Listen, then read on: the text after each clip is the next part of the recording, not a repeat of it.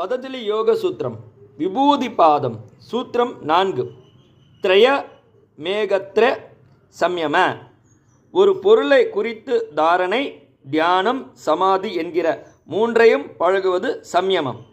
மனத்தை ஒரு குறிப்பிட்ட பொருளின் மீது செலுத்தி அங்கு நிறுத்தி நெடுநேரம் வைத்து பொருளின் உருவத்தை விட்டுவிட்டு அதன் கருத்தை மட்டும் சிந்திப்பது சம்யமம்.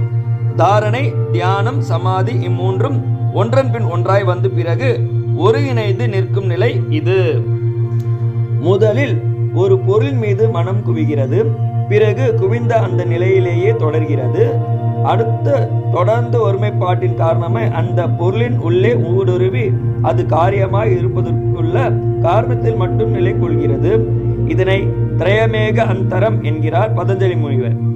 பொருளை பற்றிய எண்ணத்தில் தான் விரும்பிய காட்சியை மனம் பெறுகிறது. இதனை ஒரு அற்புதம் என்றே ஞானிகள் கூறுவர். சூத்திரம் 5 தஜ்ஜயாத் பிரக்ஞா லோக. சம்யமம் செய்வதில் வெற்றி பெறுகிற யோகி எல்லா ஆற்றல்களையும் பெறுகிறான். இது யோகிக்கு பெரிய சாதனம்.